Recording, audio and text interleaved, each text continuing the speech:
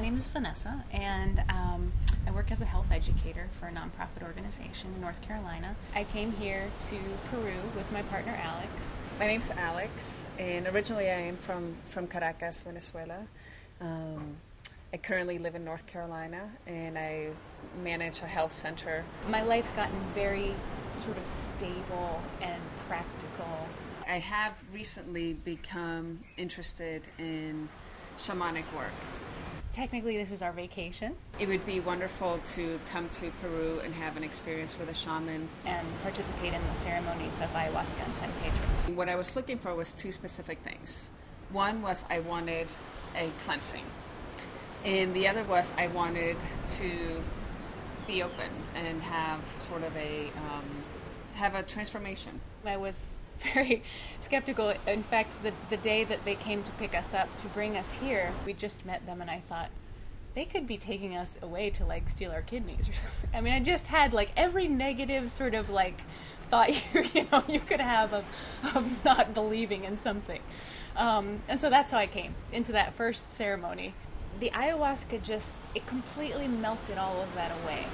I basically began to experience the cleansing and purging that I wanted, and I literally felt like I was a baby in soiled diapers to then having changed and washed and just sitting with the stick and feeling like a very ancient person.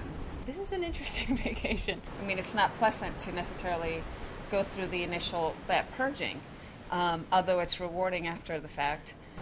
It's a lot of work, this healing process. Everything was like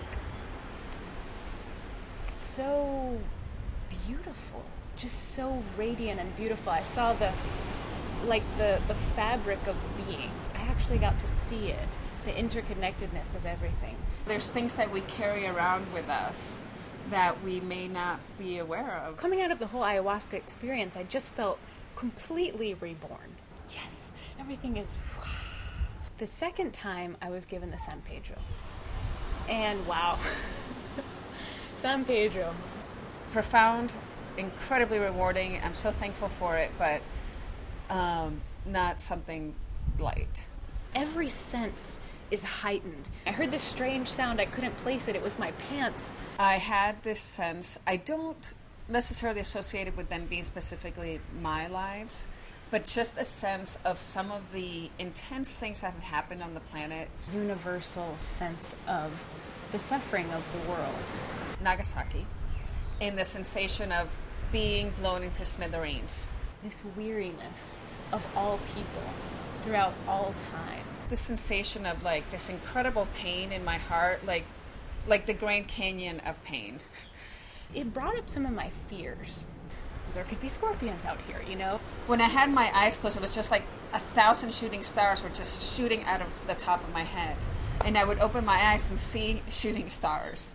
I'd see the blanket and I thought, I better really shake it out, make sure there's no scorpions on it. I had a sense of 4 golden sentries, very tall, maybe like 8 feet tall.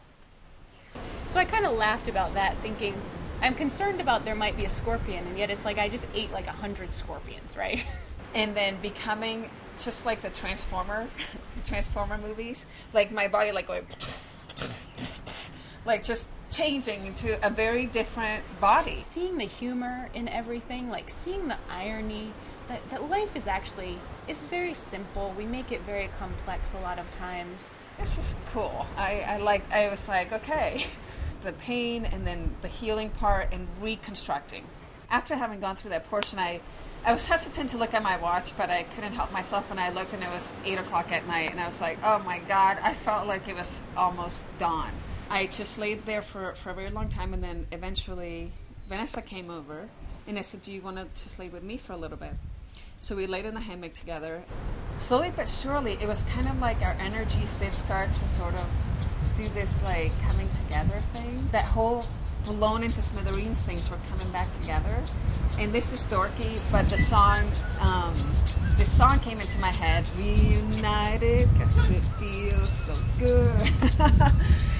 Eventually, the sun finally came up, and it was really lovely. Vanessa and I were both lounge chairs close to each other, and we saw 2 hummingbirds flittering and playing together, and then we saw 2 little yellow birds flittering and playing together, and 2 other birds that I don't know what they're called, but they're white.